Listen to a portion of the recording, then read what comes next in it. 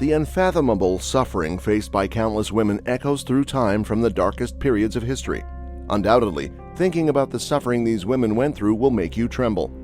Are you curious about the untold tales of female tenacity?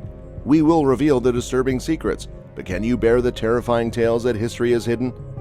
Women have been subjected to a wide variety of forms of torture throughout history, highlighting the horrifying reality of their suffering. We delve deep into the dark and haunting annals of history and uncover the chilling accounts of the most brutal tortures ever inflicted upon women. Beginning with number 10, we set out on a terrifying historical journey that sheds light on the less well-known but no less horrible sorts of punishment that women have had to face. Catherine's wheel may have tried its best, but it couldn't kill St. Catherine. Catherine's wheel is a horrifying execution method that dates back to the Middle Ages. It was a big wagon wheel that occasionally had spikes on it. The unfortunate person would be bludgeoned to death after having their backs fastened to the apparatus.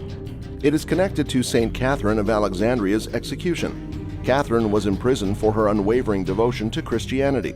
She was imprisoned and given the punishment of dying on a spinning wheel during the reign of Emperor Maxentius. The wheel was said to have split in half when Catherine touched it, according to folklore. Maxentius ordered Catherine beheaded after running out of creative execution techniques. Rolling into number 9, the iron chair was a hot seat for women accused of witchcraft. When exhaustion takes its toll, we seek solace in the comfort of a chair. But picture a chair that makes unwinding a terrifying experience. Take a seat on the iron chair, a scorching throne of misery made especially to torment women. The iron chair is probably the most unpleasant piece of furniture you can own. The victim would be secured to a chair with a large number of razor-sharp spikes. They would be made to sit through hours of unimaginable pain while they sat there until they finally bled out. It was a torturous device, an alarming representation of cruelty, and countless women suffered its torture. There was a compartment for lighting a fire underneath the metal seat. Women were slowly burned to death as blood gushed from every pore. As we come to number 8, learn about a lesser-known period in history, an astonishing era where the realms of marriage and nunhood intertwined in the most haunting of ways. Republican marriage was a horrifying kind of torture used in France's darkest hours during the Reign of Terror. Consider being stripped, bound to a man in the same condition, and then tossed into a river. That is a Republican marriage.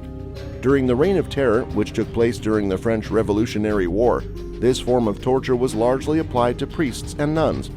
Between 1793 and 1794, these drownings took place in Nantes, France, at Jean-Baptiste Carrier's command. Sometimes a crowd would gather and run through the victims with swords instead of drowning them. Are you ready to descend into the terrifying pit of humanity's lowest points, where rape has stained the pages of history? The horror of rape is revealed at number 7. Throughout history, rape has been used as a form of torture. For example, during the Nanking Massacre, Japanese forces raped and killed hundreds of Chinese women.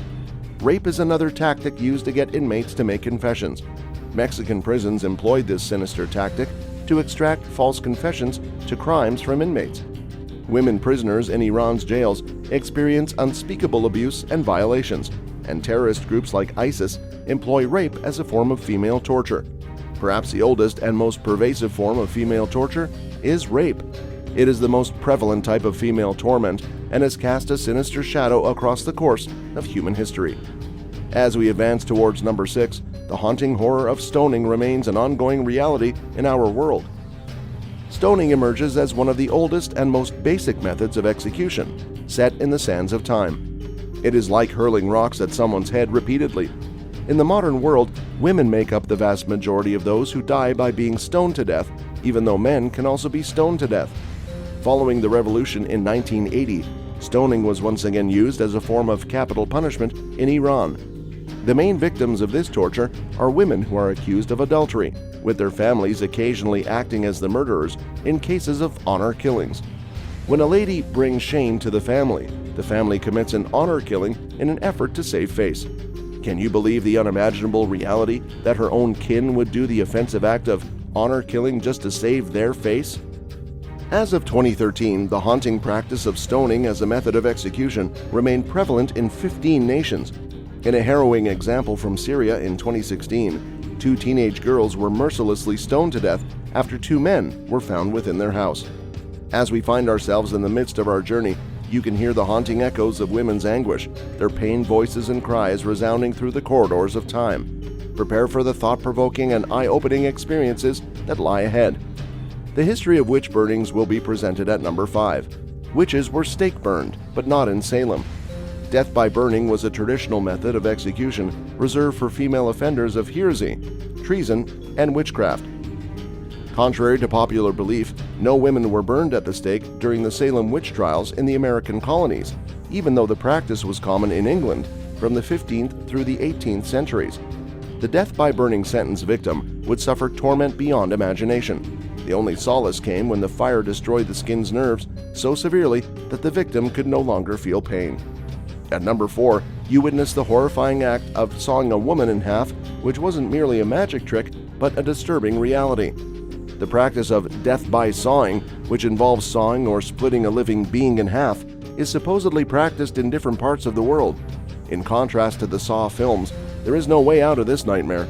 The use of this form of torture during the Middle Ages was a practical approach to inflicting the most suffering with the least amount of effort. Women who were charged with witchcraft, adultery, or blasphemy would have their legs stretched apart and hung upside down. The victim would usually be conscious, while the saw tore through their body because all the blood rushed to their head. Prior to the executioners finally dividing the victim's body in half, they would stretch out the torturous process, prolonging the terror for hours on end. Or they halted at the abdomen to make the agonizing death last longer. As we approach the climactic conclusion of our video, prepare to be on the edge of your seat as the horrors intensify. Number 3 leaves a haunting mark on history where the breast ripper, a tool of unimaginable cruelty, targeted unmarried mothers.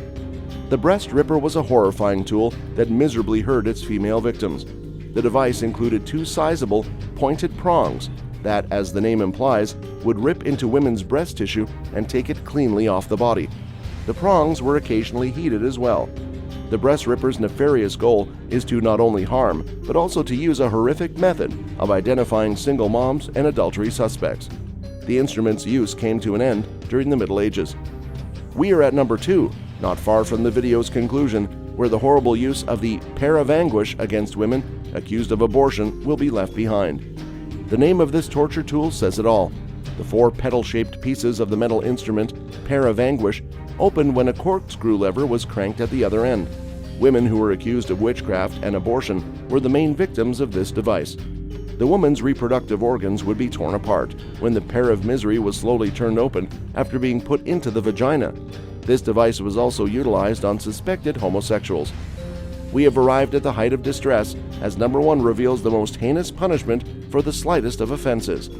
The best way for the medieval man to persuade his wife to quit nagging him all the time was to put her in a scold's bridle.